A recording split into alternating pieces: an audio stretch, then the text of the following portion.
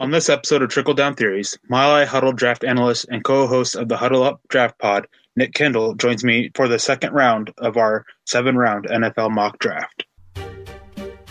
Hi, hello, and welcome back to the 1983 National Football League Draft. And with the first round pick, John Elway. Welcome in, everybody, to Trickle Down Theories with your host, Erick Trickel. I really don't understand the NFL Draft. And with the first round pick, Deion Sanders. I was kind of scared. I thought Detroit was going to take me.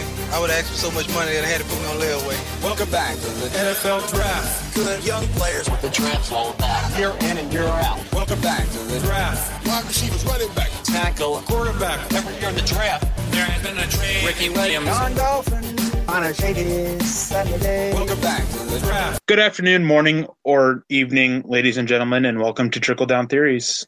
I'm your host, Erick Trickel. On Trickle Down Theories, we talk about all things NFL, we talk about the draft, and we talk about all this with a small focus on the Denver Broncos, as I'm an analyst with MileHighHuddle.com. We talk about anything and everything you can think of: signings, trades, rosters, team needs, all that jazz. Joining me today is a colleague of mine at Mile High Huddle and another draft analyst. He also is the co-host of the Huddle Up Pod with Carl Dumler that focuses on the NFL draft. Nick Kendell, how are you doing? I am doing okay. I had a frustrating day at work today, and this is day 2 in a row of the podcast, but getting everything done and in a line so that way I can enjoy myself for some pizza and drinks tomorrow night. So get ready for the weekend. You got any Easter plans yourself? I don't really have much Easter plans that I know of at this time. I'll probably just go over and see my mom for a little bit and hang out with her and let her hang out with Rosie. We have an adorable little dress for her that we're going to be putting her in. Always a tradition in my family to dress up somewhat nicely for Easter, even though the full beliefs might not be there for the meaning of the holiday. We actually got a really cute little knitted stuffed elephant thingy for Rosie's first Easter too. I'll send you a picture of it. It's adorable. Okay, sounds good. I've got no plans. Girlfriend's going back. I'm probably just going to stick up and take care of the cat and just watch college basketball this weekend. Well, as I said, this episode is going to be a continuation of our 7-round mock draft that we started last week with the first round. So if you haven't listened to it yet, make sure you go and listen to it. Otherwise, you'll be wondering what's going on here. What's wrong with this? Obviously, full mock, got to listen to every part of it. So got to start off with the first part. No cheating, no skipping ahead. And as I said last week, which you would already know if you listened to it, Nick took 15 teams and I took 16. And the Denver Broncos have been a collective pick between the two of us. And we are making the picks based on a combination of things, what we think they will do, what we would do, a combination of the two things among some other things that we took into consideration as well. We're not going to go in super in-depth as to why we made the picks, but we will give a brief reasoning for it. So we're going to be kicking off the second round with you, Nick, and the Browns. Well, so far in the draft, the first round, the Browns took, of course, Sam Darnold, and with his next pick, they took Bradley Chubb, so rounding it out there. And with the pick 33, it might have been a little bit of a reach there, but it's a massive need, and he tested well at the combine. I know his technique isn't the best, but you got to take a swing at a tackle, and I went Colton Miller here. His tape improved as the season went along, and he's going to have to work on some of his issues. There's been a lot of things going around Twitter about his false steps in his pass sets, but height, weight, speed, length, athleticism, he's got it in spades, so gotta protect Sam Darnold, and I think Colton Miller's got a chance to be a pretty good tackle in this league if he fixing some of those kinks, but definitely some boomer butts there.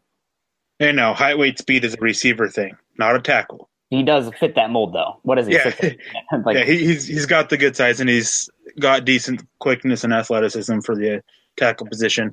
I do have an issue with his footwork, so this is a little bit of a reach for me. But overall, it's in the kind of draft class we have for the tackles. It's not a bad pick. The Giants are up next, and for them, I took Sam Hubbard, the edge from Ohio State. Not the best pass rusher in the world, but he is a pass rusher. He's not the Batman type. He's more of the Robin. You got to have the better pass rusher opposite him to take the pressure off of him and let him kind of do his own thing. He's got decent athleticism. He's decently agile, and he's able to get after the quarterback, as I said, and he does a decent job at setting the run. He's able to extend his arms and get underneath whoever his blocker is, whether it be an offensive tackle or a tight end. He's able to get up underneath him and set the edge for him.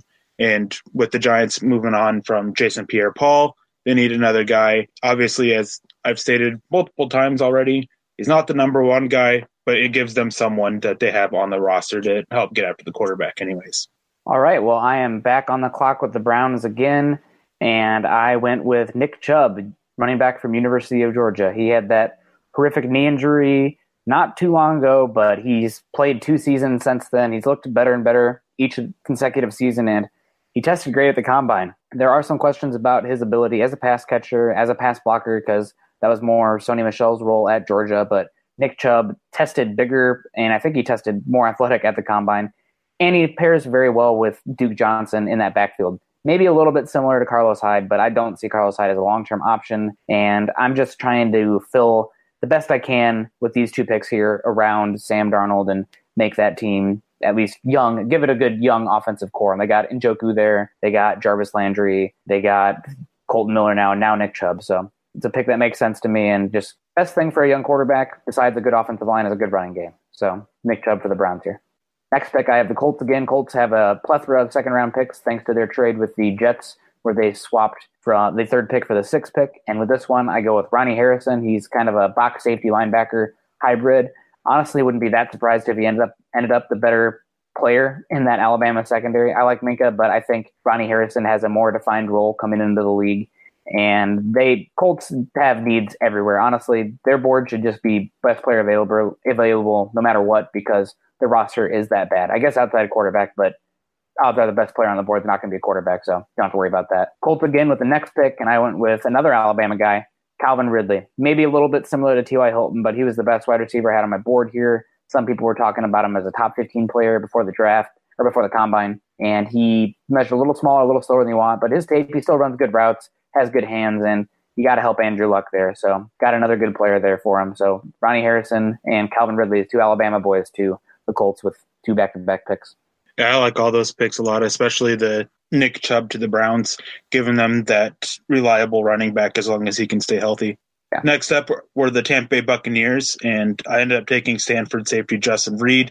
He's the younger brother of veteran safety Eric Reed, who is still looking for a job in the NFL. And you can say one way or the other, I don't care about your stance on it, but the fact that he's kneeling during the anthem is part of the reason for it. Anyways, Justin Reed, the Bucs need another safety to pair with their current safety that they have back there. He's a young guy, and I just can't remember his name off the top of my head. I had it when I started talking, though. And they tried TJ Ward, and he ended up being part of a rotation with another guy who just wasn't cutting it. They go and get their number 2 safety out there to put on the field. He can come down and play close to the box. He's got decent enough range to play in cover and decent enough skills in coverage to help cover the running backs and tight ends. And that was an issue that the Bucs had last year as well. They were one of the worst teams when it came to covering tight ends. So, and then the Bears after them took Jamarcus Jones, another Ohio State player, this time an offensive tackle. He's a guy that I don't see a very high ceiling on, but he's kind of a safe pick. He just does a lot of things very well, not a lot of things great. He's got decent athleticism, and while he may not be the best scheme fit for what the Bears want, he's one of the best tackles that was left on the board at this time, and gives them an offensive tackle because one of their tackles is coming up on the end of his contract, either after this year or the year after. And he hasn't been playing so well, so he may be getting moved anyways. But they got to go get somebody to help protect that young quarterback of theirs that they moved up last year to get in Trubisky. So that's the reason for that pick. And the Broncos, again, it was a collective between both Nick and I, and we had them taking Baker Mayfield in the first. So they don't have many needs left really. They can use some receiver help, a cornerback, defensive back help maybe. Not so much a safety now that they traded for Sua Cravens, linebacker help, tight end, just a few depth things, but the only real big need that they have is they got to get a receiving tight end, a number 1 guy that they can use. They've kind of been missing that tight end presence. With that said, there's not a single one in this class that I'd trust. To be honest, I think this tight end class is not great. I think it's more of a lot of number 2 guys. I think there might be one with a number 1 potential with Dallas Goedert, but he's got a little bit of work to get there. So, but with that all said, we ended up going offensive guard, a guy I absolutely love out of Nevada, in Austin Corbett. I don't know what your opinion is of him, but he's a first-round pick in my book, And a lot of Bronco fans are on the Will Hernandez hype train. And in this mock, he went in the first round. And even in the first round, I would make an argument for taking Corbett over Hernandez anyways. I would take Hernandez over Corbett. I think Corbett's a little bit more, he can translate a little better. I think he does have some tackle potential as well, honestly. He has some decent arm length, and he played well there at Nevada. But personally, I think I would put Hernandez there. And earlier, just to bring it back, you said the Bucs taking Justin Reed. They took Justin Evans last year from Texas A&M. But yeah, I like the pick of Corbett. I think that he's going to be a solid player, and I think it's probably right around his range. I don't have him as a first-round player, but I think he will go top 50. That's probably about where he should go. So good pick here.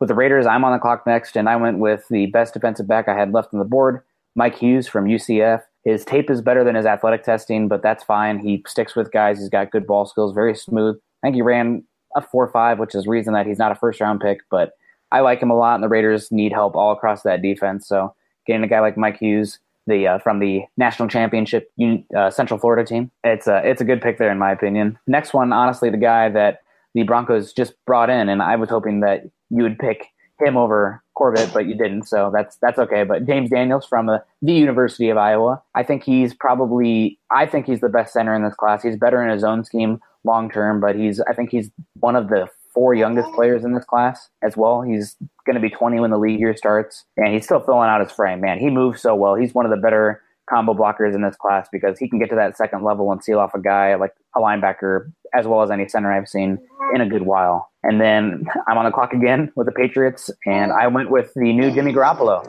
Kyle Lauletta from Richmond had a good Senior Bowl campaign, and there's some talk that some teams may take him in the first round. I don't think that will happen, but he's apparently a guy the Patriots have been linked with and interested in. So I bit the bullet and went quarterback there because Tom Brady can't play forever, despite what the TB12 method is putting out there, which I don't really buy. But anyway, that's beside the point. The next pick, I have the Washington Redskins. And again, we're going quarterback here. A guy that's a little bit early, but the Redskins have been linked with this guy. I think he makes sense for them schematically, and with Alex Smith there, he doesn't have to be thrown in right away. And that's Mason Rudolph from Oklahoma State. In my opinion, more of a Mike Glennon type. You know, the arm doesn't match the frame, and coming from a system that's very much the wide receivers were asked to make plays more than Mason Rudolph, beating coverage with his arm. But that's okay. He's still going to go probably top 50 because the demand for quarterbacks is always going to be there. And he's put up some pretty good tape, and it's a good chunk of tape as well, a good number of games. So Mason Rudolph to the Redskins. I still have 2 more picks here. The Packers. I honestly, a lot of people are saying Packers going defense all around. I really think they should focus on the offensive line. Aaron Rodgers is getting older. He's coming off an injury. And that to me means you take a good offensive lineman and just protect the franchise, protect the most talented quarterback in the NFL in Aaron Rodgers. And Braden Smith is the guy here. I think he can play some right tackle, but he played guard. He tested very well at the combine too. I was surprised, honestly. I didn't think he would test that well. And his tape is solid. I think there'll be a little bit of transition there as he moves from that weird spread run offense that Auburn runs, where it doesn't ask him to do much as far as pass sets, but I think he has the skill set to be a pretty good guard, and he could potentially be a tackle as well. Maybe even, probably 3 positions across the offensive line. So definitely helps Aaron Rodgers there, and you got to protect the franchise. Next pick, Bengals. They got to really add to some defense there. They've had some transition on the defense here over the past few seasons, and I went with one of my favorite linebackers in this class, in Fred Warner from BYU. He's had some injury issues, but he flies around. He's very smooth in the back end. He can cover guys and man. He's good in zone coverage, and if he can stay healthy, he could end up being one of the better linebackers in this class, in my opinion. Yeah, I really like all those picks. And James Daniels, as you kind of touched on, I just feel that he's better for his own scheme, and that's not what Denver runs. So that's one reason why Corbett was the guy over him, in my opinion, for the Broncos. Lauletta and Rudolph, I think those are also both really good picks. They fit with what the team wants and needs. I agree with you that the Packers need offensive line, and Fred Warner, I think, is probably the most underrated player in this draft. I think that he is borderline first-round talent because he's just really good. Yeah, he did not get enough talked about. I feel like I was a big Leighton Vander Esch guy. I still like him, but honestly, I think Fred Warner probably should go before him, depending on the medicals. Yeah, I wouldn't go that far about Leighton Vander Esch going after Fred Warner. I think Leighton Vander Esch is good, is a little bit better, but Fred Warner is not too far behind, so I can see the argument for it. Now, the next 2 picks are the Cardinals and the Chargers, both of them made by me. Cardinals, I have them go on Jesse Bates, a safety from Wake Forest. He's another guy that I feel just isn't getting talked about enough. Those people that are talking about him on Twitter, the draft Twitter, they're talking about first round, and I'm not quite there, but I think that early mid second round is good value for him, and they need some safety help still. They can use some depth there. I know that their situation at safety isn't the best after having to move on from the Honey Badger. And as for the Chargers, I have them go on Dante Pettis, a receiver from Washington. They have Keenan Allen. They end up losing one of their better receivers, and they have a former first-round pick as well, and Mike Williams. And there's not, from what I've heard, is that there's not a lot of hope in him anymore. So not sure what suddenly changed, because they really liked him a year ago, getting some more weapons for Phillip Rivers, helping that offense go. And especially with the health concerns that they have. Mike Williams, he's been injured a couple times. Keenan Allen's been injured a couple times. Their tight ends have been injured. Their running backs have been injured. Their offensive line's been injured. Everybody's been injured in the Chargers, basically. So they got to go get some added depth there. And depth at receiver is a little bit thin. Dante Pettis can step in and really help on offense. He can do a lot of different things for you. He opens up the playbook a little bit, and he also brings value as a special teams returner. Maybe it's just me, but Jesse Bates really reminds me of Justin Simmons. Smooth guy. He's long. He's not the best as far as his long speed, but he can drop down, play some nickel, and he has good ball skills. Yeah, that's one of the guys that I see is a similar play style as Justin Simmons. Yeah, I'm a big fan of him. I think you got him. You got him right as well. I think he should go after Reed and Harrison and all them. He's my fifth safety, and I believe that's where he went on this board. So I'm up with the Colts again, and Colts just best player available. Carlton Davis here. Some people thought he might be a first-round corner. He tested okay. He's got some freakishly long arms. He's one of those guys that could scratch his knees without having to bend over, and he is one of the better press man corners in this class, in my opinion. He can ride guys out of bounds. He's very aggressive in the run game. He just has absolutely zero ball skills. So that pushes him down this class, in my opinion. I mean, there's a reason that Josh Jackson is going so high. Josh Jackson has some serious flaws in his game, in my opinion. He's still raw on his back pedal, played almost exclusively off the line. He doesn't have press skills right now, but his ball skills are superb. Honestly, if we could do that fusion dance that they have in Dragon Ball Z with Carlton Davis and Josh Jackson, we're talking about the next Marshawn Lattimore. But unfortunately, you gotta go with what we have here. So Carlton Davis to the Colts, good fit, and can pair him up with Quincy Wilson on the outside and add some more corners because they just need talent. And then the next pick, honestly, I wasn't sure exactly where to go with the Cowboys here. In the first round, I had them going offensive line. I went with Isaiah Wynn, adding a strength to strength. But the next pick, I continued on that defensive or that trench warfare play for the Cowboys, and I went with Rasheem Green. Rasheem Green to me is a guy that his tape 2 seasons ago is better than his tape this season. And I was curious about that, and I asked around, and apparently he played this season, almost the entire season, with a pretty severe high ankle sprain that really affected his ability to anchor in the trenches. But he apparently is all healthy now, ready to go, and he tested freakishly at the combine. I think he was one of the better spark score athletes out there. And to me, Rasheem Green is the guy that the Broncos wish DeMarcus Walker was. You know, that tweener type that's going to probably play that penetrating 5 technique, kick down to 3 technique in sub package.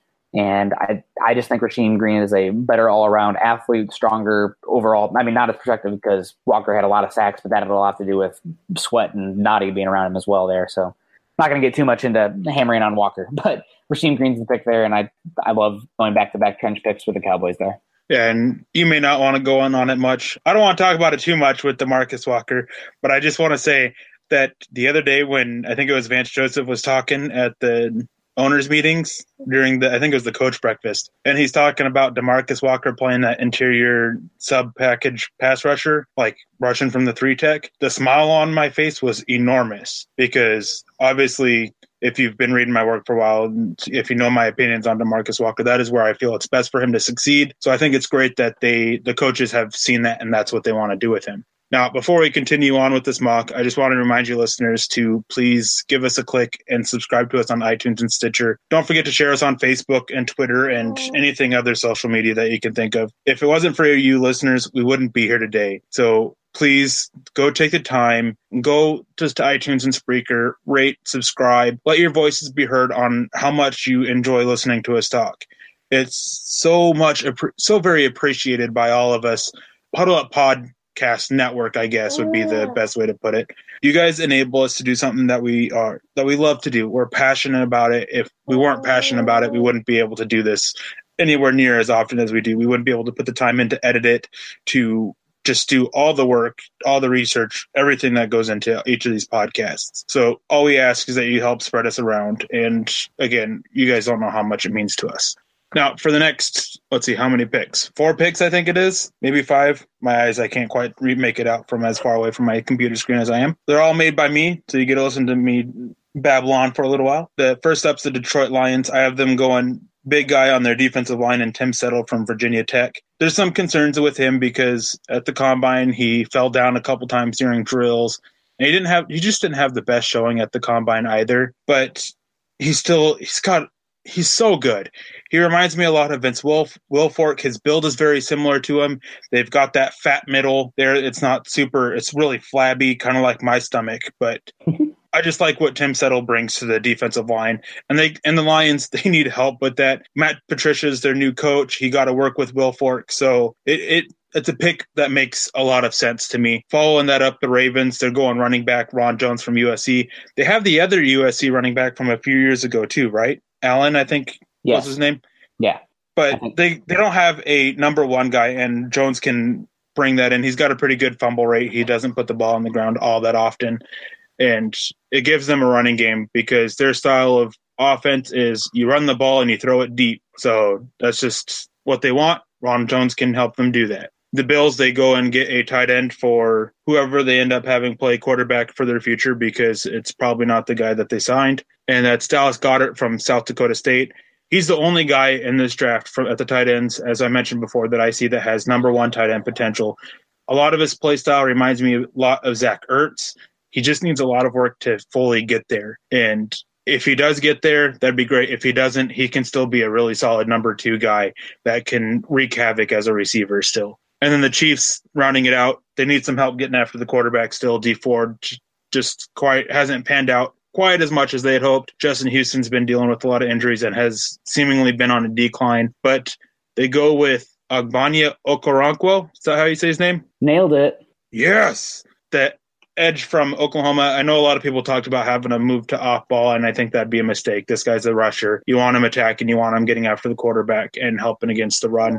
And he can do all that pretty well. I mean, obviously, with every single player, there's stuff that he needs to work on. He can stand to get a little bit stronger when he has to set the edge to defend the run, but he's solid enough at it.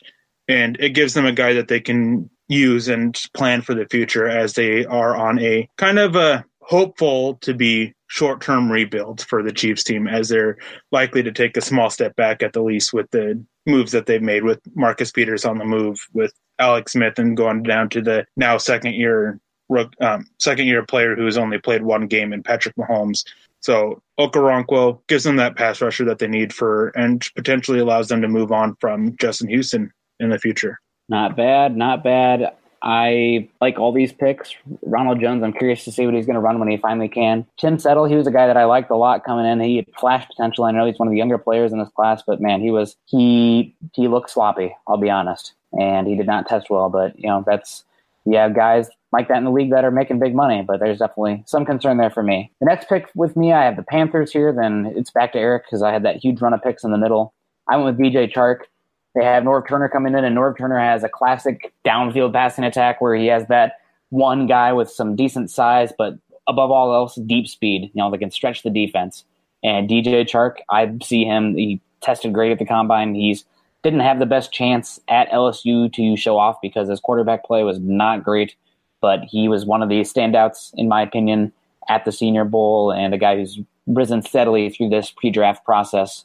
So I think he's a good fit here and gives Cam a different type of weapon than they have had in a while. They did sign Torrey Smith, but I don't see Torrey Smith as a long-term option there. So DJ Chark can really help Cam show off that gigantic arm and stretch teams vertically. Even with Torrey Smith, his deep ball play wasn't the best last year, even though he has been basically a deep ball threat his whole career. As I mentioned with the Ravens, that's basically he was fit into that offense so well because it's run the ball and throw it deep. But he's just turning 30 or just turned 30 or something like that. And even still, the Panthers still need more receiver help than just Torrey Smith.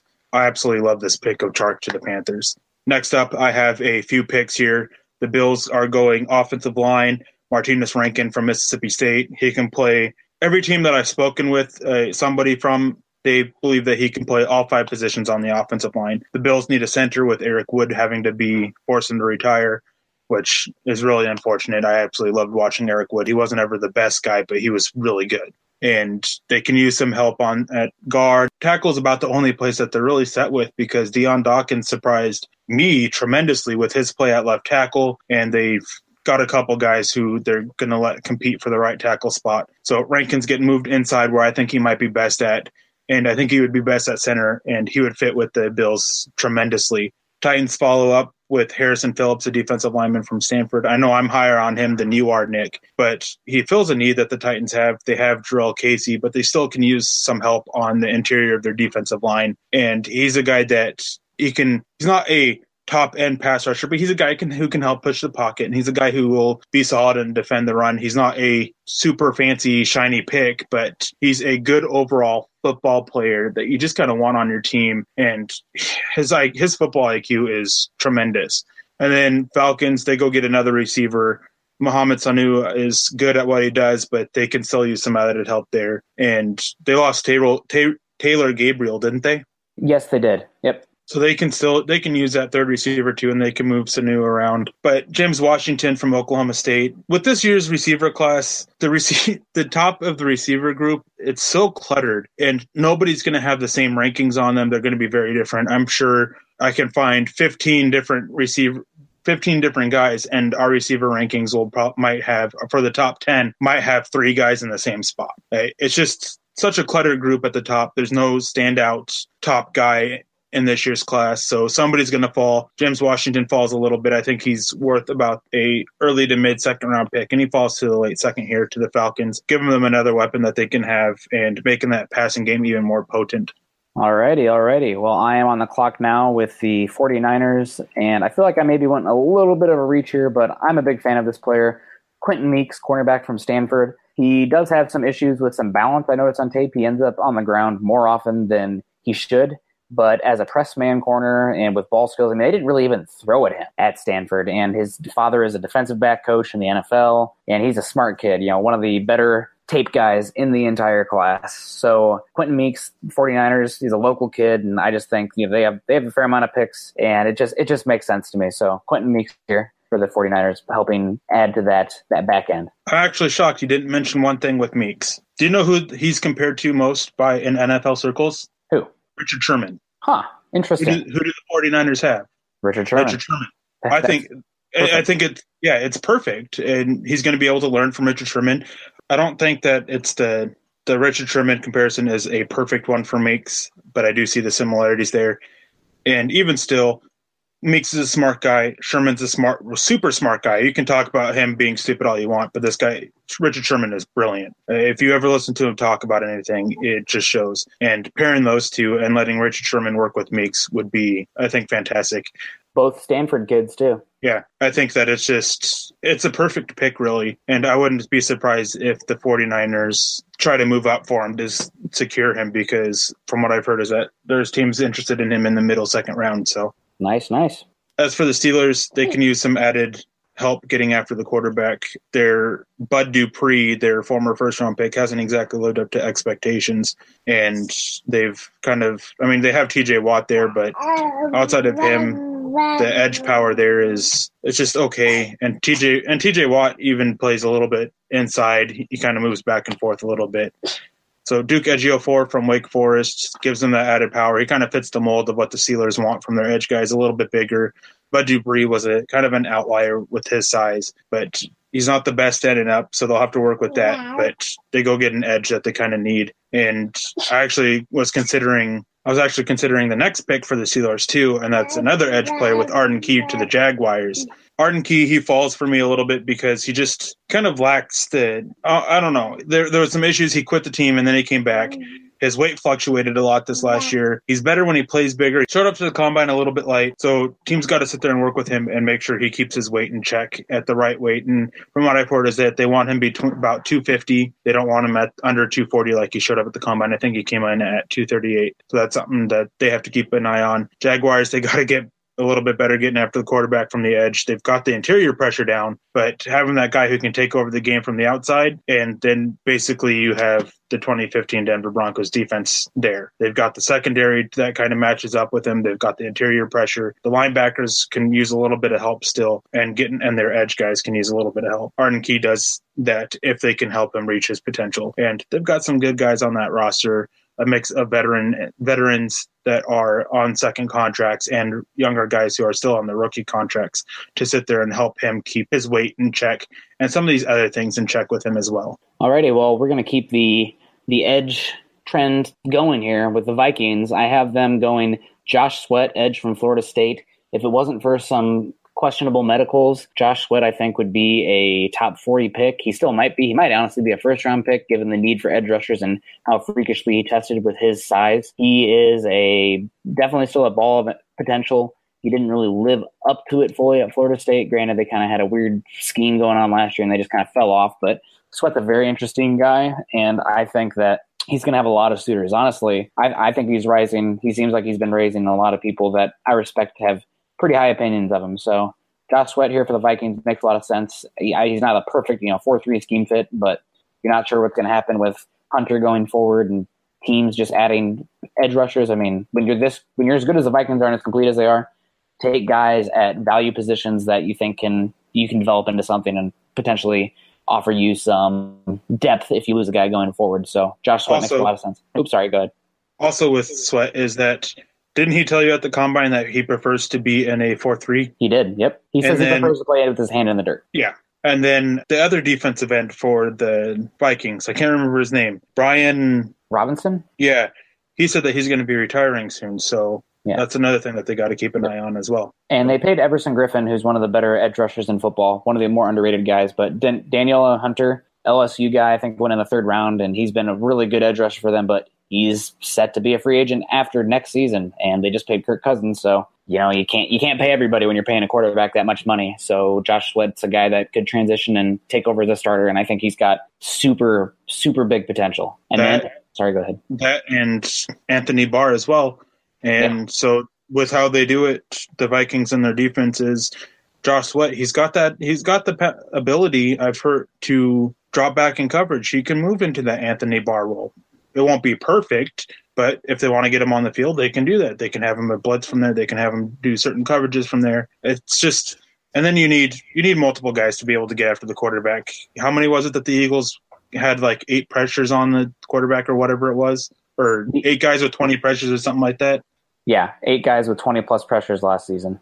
Yeah, you got to have multiple guys to do it. And Sweat, again, I think it's a really good pick for the Vikings just because it gives them yet another guy to get after the quarterback. Yep. And then our 4th edge rusher in a row, Patriots are on the clock, and Patriots are weird because they have like the smallest draft board of any team in the league. Like they only have like 75 guys compared to the Cowboys who have like 500 guys apparently. But Patriots had some issues last season getting after the quarterback. They got exposed in that regard in the Super Bowl. So I give them Dorrance Armstrong here, a guy who kind of had a tale of 2 seasons last year. He struggled in getting after the quarterback last year, granted a lot of it because they get behind early, and he got a lot of attention, but he really improved his ability as a edge defender in terms of the run game. So Dorrance Armstrong is a guy with a good skill set, and I think probably this is about his range. A team like the Patriots, again, teams that are in the playoffs that have not a lot of pressing holes in their roster, they take value positions. So as you can see here, we got the Steelers, Jags, Vikings, Patriots, edge rusher, edge rusher, edge rusher, edge rusher. So it's unfortunate because that's a very important position, and I'm honestly getting a little bit nervous about the Broncos there because after Von Miller, Shane Ray might not get that 5th-year option, and Shaq Barrett's a free agent next year. So Broncos might need to dip their toe in the edge rusher market too. And then finally, the last pick, the Browns. Had the first pick this round, had the last pick, and I give them Christian Kirk. Now that kind of takes them off the OBJ market. We did this before the OBJ rumors came out, so we'll see what happens there. But Kirk had his pro day, I think it was yesterday, and apparently he did pretty good. We're getting the ball from Johnny Manziel. Didn't have the best combine, not the best season, but his quarterback play was atrocious. They had a true freshman in there who was more running back than quarterback, kind of what Alabama's been the past couple of years too with Hurts. But, what can you do? Christian Kirk is an interesting guy, dynamic player, and gives the Browns just another weapon to help Sam Darnold. So that's the theme there for the Browns. 3 offensive picks here in the second round, and every single one of them could help Darnold next year. Yeah, those last 2 picks, Dorrance Armstrong to the Patriots. It's another good one. They've liked a pass rusher, and they got to go get a guy. As you said, he wasn't the best against getting after the quarterback last year due to other circumstances, but he improved his run defense. He's still got serious potential to get after the quarterback. And then Christian Kirk getting another receiving weapon. Man, that offense can be something special if the first 2 rounds turn out something like this. Like it can be so much fun to watch, and it can be an instant turnaround for the Browns. Like, why do the Browns even need to trade down from 4? They already have all these picks. They just might as well stay there and not have a team jump the Broncos. Yeah, that's why, from what I've heard, Jimmy Haslam wants to stay put. Is he wants to just make the picks and go get the talent. I mean, obviously, if somebody's going to come in and offer a ridiculous offer, you're going to take it. I mean, if somebody's going to sit there and give you 3 first-round picks to move up to 4, or 4 first-round picks to move up to 1, or whatever it is, maybe even 2 first-round picks to get up to 4, plus obviously other stuff, like, you got to consider it. Yeah. But I think they're best suited just staying put. The Browns, they're going to be able to have so much fun. And I think the Colts can too, with how many picks they have after that Jets trade. Honestly, the guy that I have the highest on my board that went the lowest is James Daniels, just because he's my number 1 rated center. He's a first-round pick, and I think he has Buco potential. And I think he could end up being a top 5 center in the NFL by the end of his rookie contract. I think he has a chance to be very, very good. Yeah, I don't disagree, and I'm not surprised you went with the Iowa boy. He's being slept on, and it's not even him just being an Iowa boy. It's just I think his tape is. I understand he's more scheme specific, but I think he can play guard or center, and I think his potential is super, super high. Yeah, it's definitely. I definitely agree, and while I think he is limited to his own scheme, he does have that position versatility. The 3 spots on the interior, you can plug him in, and you can be happy with him. Now, big news of the day. We're not going to continue to talking about the mock draft. We're going to move on to some Broncos news. Obviously, everybody's probably heard it by now, but they made the trade for Sewell Cravens. Now, I'm going to toot my own horn for a little bit. Back when the news first came out, I told people that it was that Denver's offer revolved around 2 fifth-round picks, 1 this year, 1 next year. And while the trade ended up being more than that, the value is pretty similar to that. But I will say is that I was told a week ago that this trade was off. Basically, it was off when Darian Stewart saw his money guarantee. But Denver can still get out of him with the trade post June 1st. It's a relatively cheap cap hit. They're able to trade him and free up $4.5 million while taking $1.4 million in dead money. So that is something to keep an eye on, especially with them viewing him as a safety, and they want to get him on the field as much as possible. So they're not going to move Justin Simmons, but the veteran, 29 years old, free up some extra money. So that's one name to keep an eye on. Now, as for the trade details, Denver swapped their 4th-round pick, which was the 9th pick in the 4th round, to the Redskins, which was the 13th pick of the 4th round. Then they swapped the 5th-round picks, and Denver ended up moving 7 picks down from there. And then they traded the pick that they got from Ty Sambrailo through the Falcons to them, and they're also sending a conditional 6th-round pick. When it's all said and done, the value for Sewell Cravens is about like the 32nd overall pick of the 4th round or something like that when you look at a pick value chart and everything. So I think it's a really good deal. I don't think it's a steal by any means because there is some risks with Sewell Cravens. He's only played 216 snaps in the NFL. He sat out last year. There was talk of him retiring. There was concerns about his concussions. So obviously there's some concerns there, but if he's able to reach his potential, it gives them a guy who can help cover running backs and tight ends, and it can help out the defense a lot. Yeah, I like him a fair amount. I think he was a little bit overrated in the draft process. He didn't test the best. I always thought he was a little bit stiff. I mean, he was a guy that tested poor compared to linebackers, even though he was a safety, if that makes sense. Like he never really had that explosiveness. But when you're in that part of the field, you can get by with solid athleticism as long as you have instincts and fluidity. And to me, on tape, at least at USC, I didn't really watch him much when he played for the Redskins, but he had that at USC. So yeah, I agree. And with that, we're going to wrap up this episode of Trickle Down Theories. Please leave a like and subscribe. Follow us on Twitter at Nick Kendell, MHH, and my own at Erick Trickel. You can always reach us there with any kind of question, and we're always willing to respond. We love the interaction with you fans, listeners, and readers of our content. And as I said before, it's without your support, we wouldn't be where we are. So we thank you tremendously. Also, please follow at Mile High Huddle for all of our written work from milehighhuddle.com, at Huddle Up Pod for all the podcasts, and they tend to be focused more specifically on the Denver Broncos. Always keep an eye out. I do Periscopes every so often as well, and you can reach me on there to talk about and ask any kind of question that you want, and I'll try to answer them the best I can. Anyways, I had a great time with you, Nick, and I'm sure I'll have you on again in the future. For Nick, I'm your host, Erick Trickel. Thank you for listening to Trickle Down Theories, and have a wonderful day. Mile High Huddle.